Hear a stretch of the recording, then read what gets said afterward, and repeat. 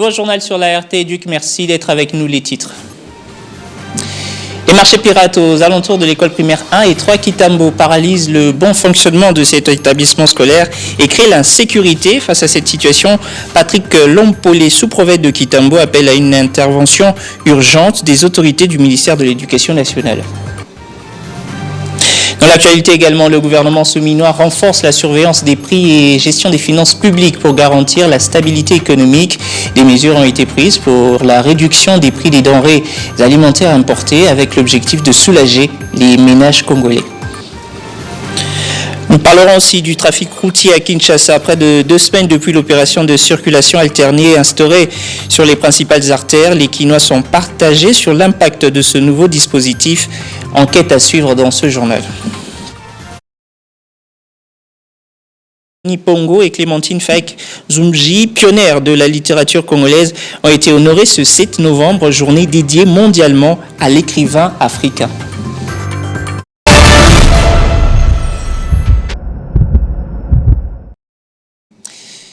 L'école primaire 1 et 3 Kitambo est envahie par des marchés pirates, une situation qui paralyse la circulation et crée l'insécurité aux alentours de cet établissement scolaire.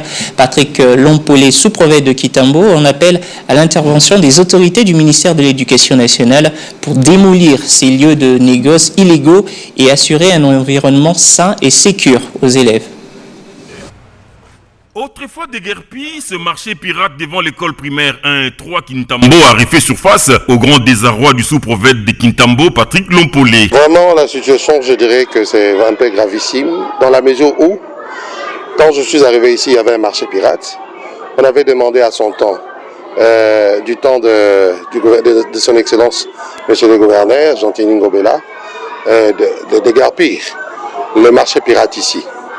Et le gouverneur l'avait fait, mais je le constate avec beaucoup d'amertume que ces mamans ont repris, ont réenvahi encore l'école.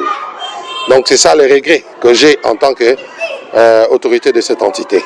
Le sous-prophète Patrick Lompolé lance un cri de détresse à l'endroit de la ministre nationale de l'Éducation et du ministre provincial de l'Éducation ville de Kinshasa pour la démolition immédiate de ces marchés pirates. Je lance un son de cloche. Parce que nous avons pris l'encre avec le bourgmestre de Kitambo, enfin qu'il soit déguerpi à nouveau, mais aussi je lance un son de cloche à son Excellence, qui est notre chef direct, et ainsi que Monsieur le ministre provincial, de prendre un peu de mesures d'urgence. Parce que c'est l'école qui aura des problèmes. Vous savez que cette école a été très mal réputée, et quand nous sommes arrivés ici, nous avons fait quand même le nécessaire pour redorer un peu cette image ternie. Mais fort malheureusement, nous constatons les mamans de Wenze ont envahi encore à nouveau l'école. Là, je crois que pour ne pas préjudicer l'enseignement, les autorités qui nous suivent doivent agir le plus tôt possible pour déguerpir tous ces mamans qui ont réenvahi l'école. Pour le sous-prophète Patrick Lompolé, il est inadmissible que ces marchés pirates puissent continuer à exister, perturbant terriblement la pédagogie. Et puis les acteurs de la société civile et les membres de la coalition de l'éducation pour tous Connect RDC se sont réunis pour réfléchir sur l'amélioration du système éducatif congolais. Ensemble, ils ont formulé des recommandations pour élaborer un plan intérimaire de l'éducation en RDC pour la période allant de 2026 à 2030. C'est une réunion de concertation qui a eu lieu ce jour entre la Coalition nationale pour l'éducation pour tous en République démocratique du Congo et les acteurs de la société civile œuvrant dans les secteurs de l'éducation. Celle-ci visait à recueillir les contributions de la société civile pour l'élaboration du plan intérimaire de l'éducation 2026-2030, comme l'explique Jacques Chimbalanga. Dans certains coins, les élèves ont perdu jusqu'à 2 mois.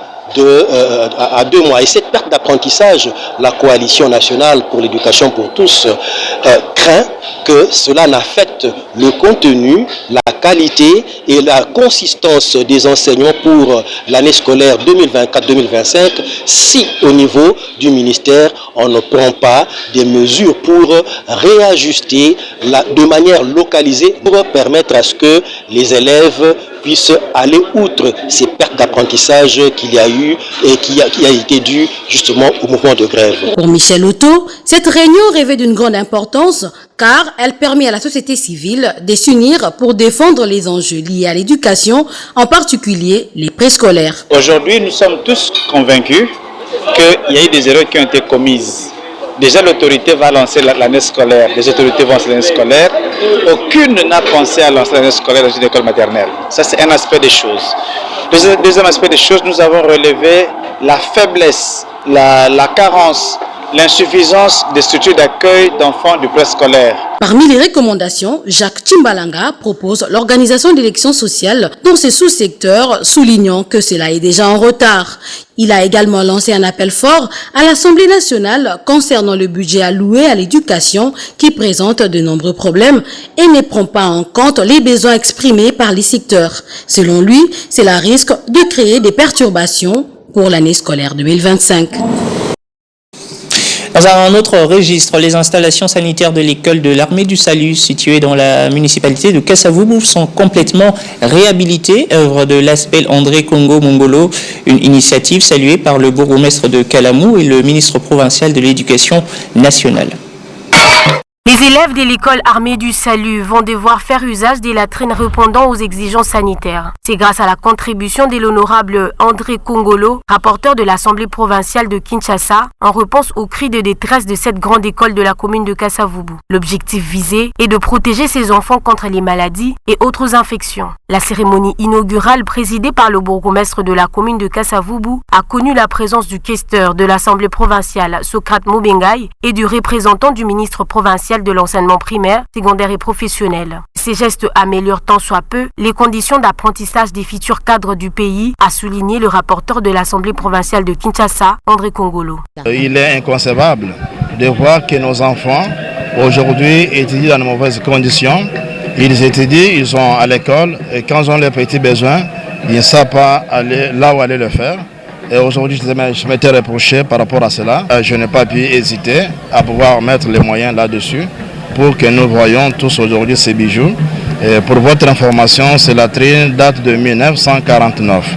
Nous sommes une première ASBED, Issa Kassavou, qui a pensé à la réhabilitation de ces latrines. Cette action s'inscrit dans le cadre d'amélioration des conditions d'études des élèves de ma commune historique de Kasavubu, a martelé le bourgmestre de cette commune. Plusieurs autres actions à caractère social sont inscrites dans l'agenda du rapporteur de l'Assemblée provinciale de Kinshasa, André Kongolo. Dans l'actualité également, le gouvernement sominois renforce la surveillance des prix et la gestion des finances publiques pour garantir la stabilité économique dans le pays. Sous la présidence de la Première ministre, le comité de conjoncture économique s'est réuni à la primature pour évaluer la situation économique et définir des mesures clés. Judith Sominois a mandaté le ministère de l'économie et l'inspection générale des finances pour collaborer afin de réduire les prix des denrées alimentaires importées avec objectif de soulager les ménages dans les plus brefs délais. Écoutons Daniel Moukoko Samba, vice-premier ministre, ministre en charge de l'économie nationale au sortir de cette séance de travail. Puisqu'on tend vers la fin de l'année, le comité s'est également appesanti sur l'exécution des dépenses publiques, le niveau d'exécution des dépenses publiques. Vous savez qu'il nous reste 2 mois pour l'exercice 2024 et pour préserver la stabilité qui est constatée depuis quelques mois, la clé, c'est bien sûr une bonne maîtrise dans l'exécution des dépenses publiques et dans la mobilisation des recettes. Le mois de novembre est un mois fiscal. Il est donc important que les recettes publiques soient mobilisées à la hauteur voulue, mais qu'il y ait aussi une bonne maîtrise des dépenses publiques, essentiellement les dépenses en urgence. Enfin, étant donné que Son Excellence Madame la Première ministre a signé et les ministres concernés ont contresigné le décret relatif à la lutte contre la vie chère, pour faire simple, et qui consiste à obtenir la baisse des prix des denrées alimentaires importées.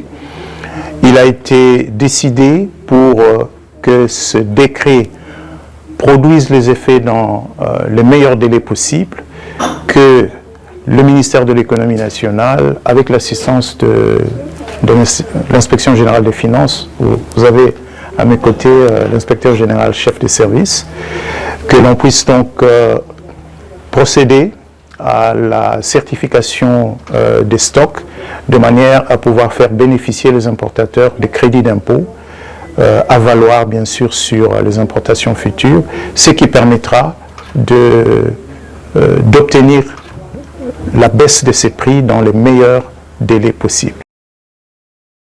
Parlons du trafic routier à Kinshasa. Près de 2 semaines depuis l'opération de circulation alternée instaurée sur les principales artères, les Kinois sont partagés sur l'impact de ce nouveau dispositif. Nos reporters ont mené l'enquête sur terrain. Regardez.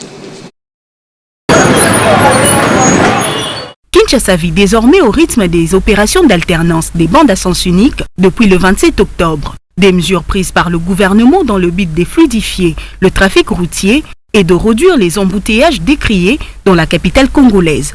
Très désolant parce que moi j'habite Lipen, je suis sur le Congo.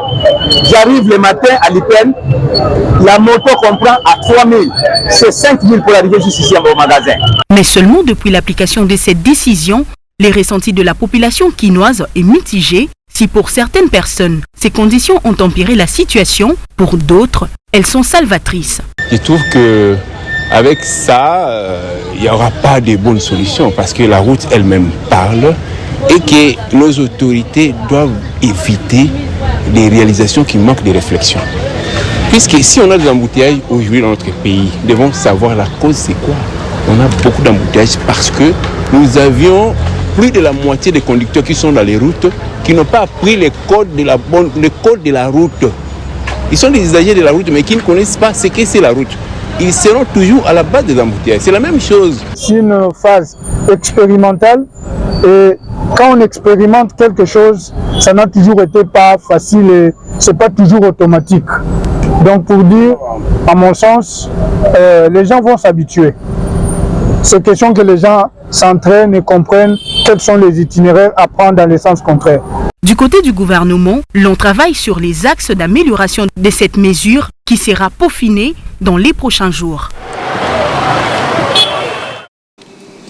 Et puis poursuite ce jeudi des États généraux de la justice en RDC. Plus de 3000 participants tentent de répondre à ces questions. Pourquoi la justice congolaise est-elle malade et comment la guérir? Le go de ces travaux a été donné par le président Félix Tshisekedi. Que pensent les Congolais de ce forum et à quoi espèrent-ils? Certains ont donné leur avis au micro de nos reporters. On les écoute.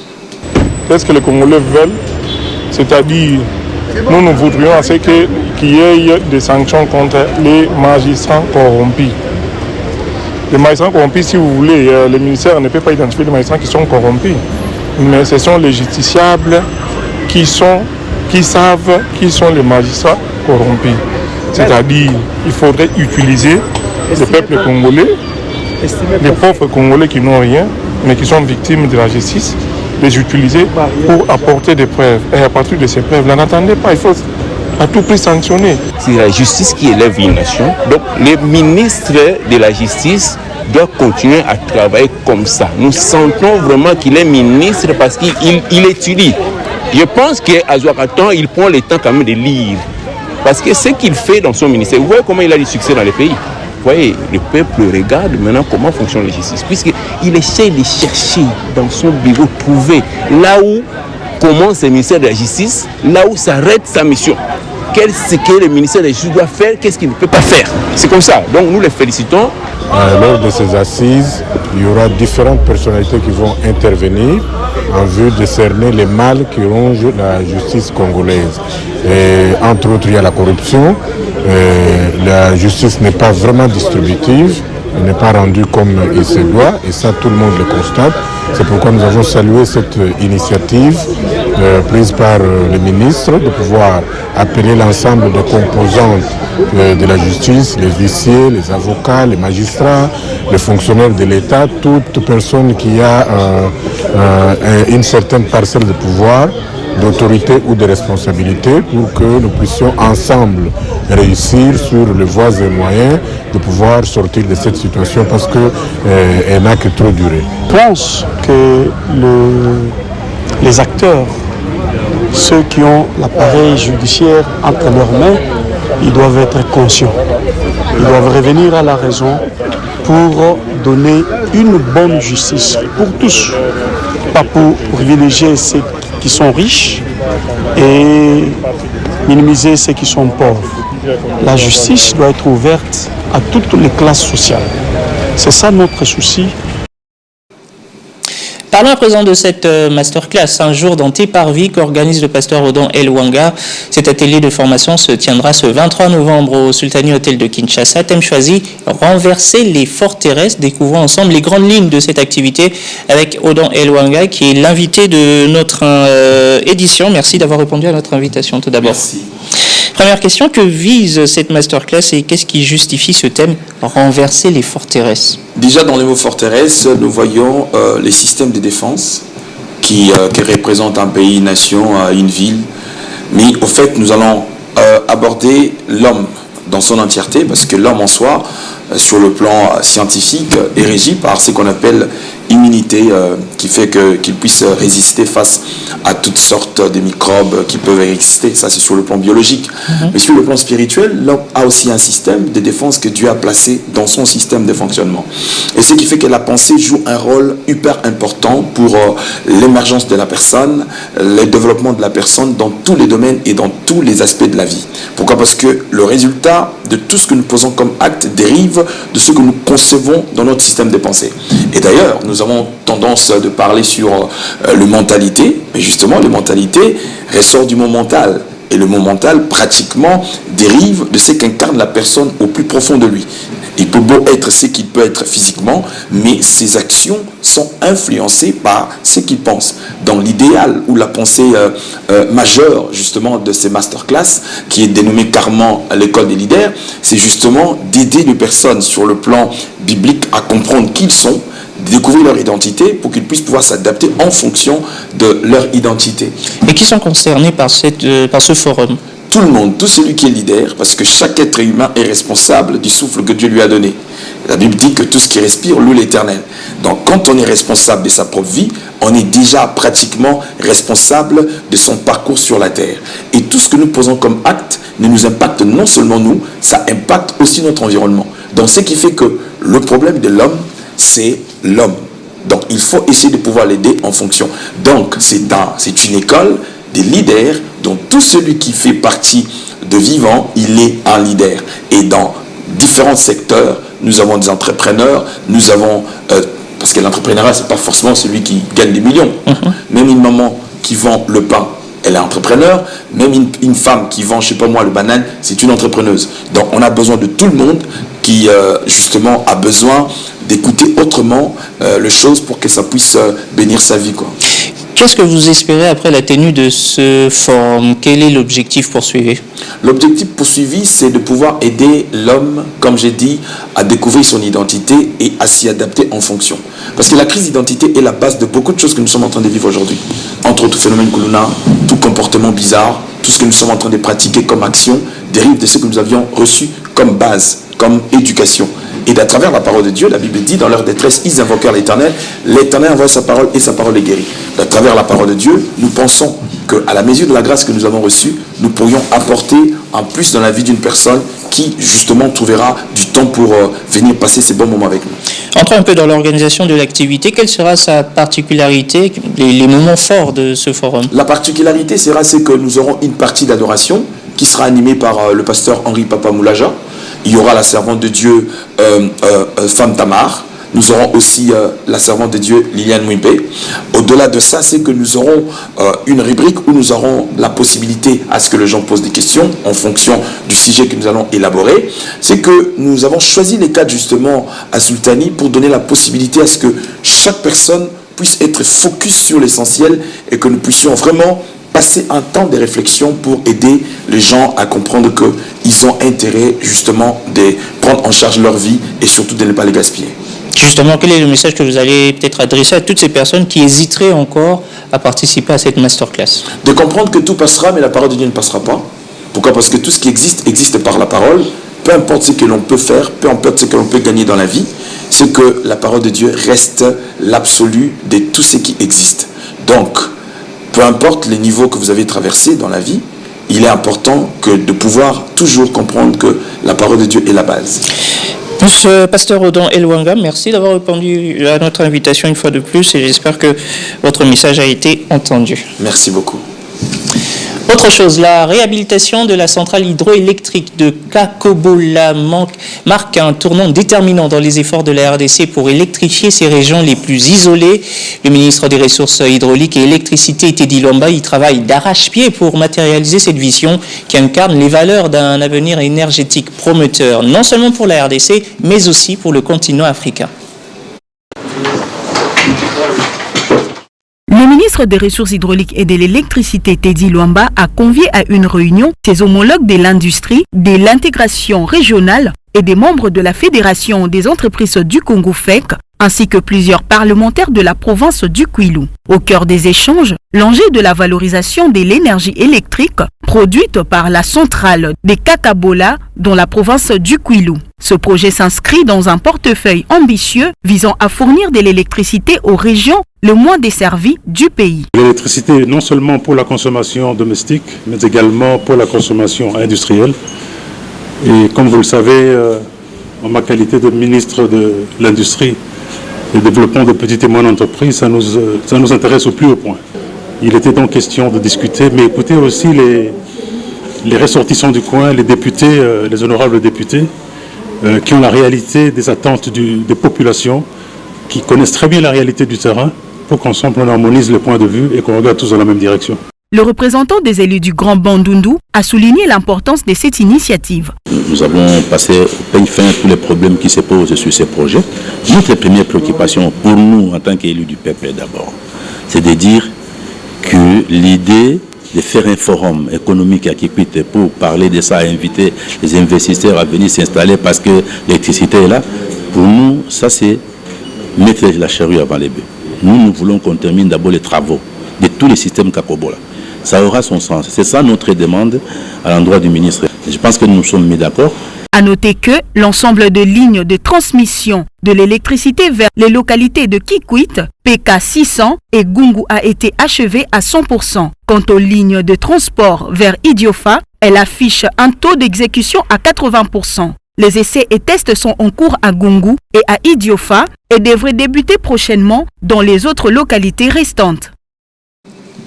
Parlons littérature à présent. Ce 7 novembre met en lumière l'écrivain africain. À Kinshasa, les amoureux des lettres ont célébré cette journée à Wallonie-Bruxelles. Cette 32e édition a honoré deux figures emblématiques de la littérature congolaise, Marie-Eugénie Pongo et Clémentine Faïk-Zumji.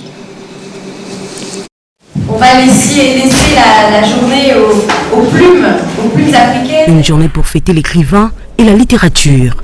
Le monde en avait rêvé, l'Afrique l'a fait.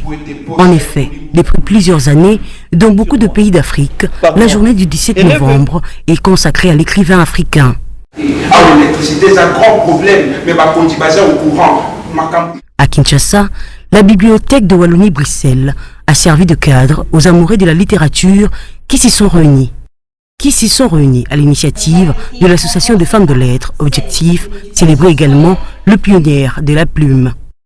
À Kinshasa, la bibliothèque Wallonie-Bruxelles a servi de cadre aux amoureux de la littérature qui s'y sont réunis à l'initiative de l'association de femmes de lettres, Objectif, célébrer également le pionnier de la plume. Le parcours est un parcours avec beaucoup de changements dus aux difficultés sociales traversées tout le long de ma vie. Pour cette 32e édition, deux grandes écrivaines étaient à l'honneur. Clémentine Faïk, ici représentée, et Marie-Eugénie Pongo, deux figures emblématiques tirées de la 3e génération des écrivains africains. Était au-delà de mes attentes parce que la lecture de mes œuvres a été vraiment, je peux dire, magnifique. Ça m'a ému personnellement et la surprise finale était complètement inattendue et je suis vraiment très heureuse d'être comptée parmi les auteurs honorés dans cette bibliothèque. L'événement d'aujourd'hui est très significatif dans l'histoire, le processus littéraire congolais. C'est qu'il y a des modèles, que le passé n'est pas vide, mais le passé a donné des icônes. Clémentine Nzouji est professeure émérite. Donc c'est une femme qui est scientifique, une femme scientifique. Elle a écrit surtout sur les traditions africaines. 16 entre nouvelles, romans, poésie, n'est-ce pas? Et une douzaine d'œuvres scientifiques. Après la présentation de Pionnières, place à la lecture des œuvres ainsi qu'à la calligraphie. Honoré, le portrait de ces femmes seront désormais exposés à la Bibliothèque de Wallonie-Bruxelles, formellement instaurée en 1992 par l'Association panafricaine des écrivains PAWA. Cette fête de l'écriture a pour ambition les œuvres littéraires africaines, mais aussi les circonstances de leur production et les problèmes liés à leur diffusion. Célébrée avec faste et sérieux, cette journée est surtout l'occasion pour le pays de représenter au grand public leurs auteurs d'hier et d'aujourd'hui. À l'hôtel Ibis, nous étions avec... Une journée qui a tenu donc toutes ses promesses pour les participants qui ont pris part à cette célébration. On les écoute, ils sont au micro de Bénédicte Assitou. Alors il y a deux choses. Je crois que d'abord, il ne faut pas hésiter à se contaminer. Moi j'ai beaucoup parlé du mot contamination. Et ça c'est quelque chose qui se fait dans l'imitation. Parce que souvent on dit à l'auteur, fais ton truc et surtout ne regarde pas trop ce que font les autres pour ne pas faire comme les autres. Moi je crois que au contraire, en faisant comme et surtout avec les autres, on peut arriver à autre chose. Parce que l'auteur, ça existe depuis longtemps, hein, la fonction d'auteur. Et on sait très bien que c'est important. On a vu aujourd'hui à la journée de l'écrivain africain comment est-ce que des œuvres peuvent porter une mémoire, peuvent porter des blessures, mais aussi des espoirs. Mais moi j'envisage un peu l'écriture de manière collective en me disant on sera plus fort comme ça. Parce que c'est dur individuellement de porter tout ça. Et c'est comme ça que je me sentais légitime à venir au Congo aussi, en me disant, moi je travaille cette notion de voix collective à Bruxelles, qui est une ville de passage, où il y a beaucoup de Congolais, mais aussi de personnes d'autres pays d'Afrique, et où les questions des droits et de la mémoire sont beaucoup envisagées. Et je me disais que c'était à la fois un honneur et puis un petit défi de le faire au Congo, mais pour le moment, j'avoue que je suis vraiment contaminée moi-même par le Congo, quoi. Pourquoi il était important pour nous de célébrer cette journée, de mettre à l'honneur en fait ce secteur artistique qui est l'écriture, c'est parce que de plus en plus nous nous rendons compte qu'il y a il y a une pépinière en fait de jeunes écrivains, de personnes qui s'intéressent à la littérature, et nous voulons participer à ce foisonnement-là, des nouveaux talents. Nous voulons aussi mettre en lumière les figures emblématiques de notre littérature qui ne sont pas forcément connues, parce que il est vrai qu'en plus du don artistique, il faut aussi avoir la technique dans l'écriture. Donc il est important pour cette jeunesse de lire, de connaître les figures emblématiques, de connaître la littérature congolaise classique pour leur permettre d'acquérir les outils techniques qui feront qu'ils construiront leur maison artistique ou leur art.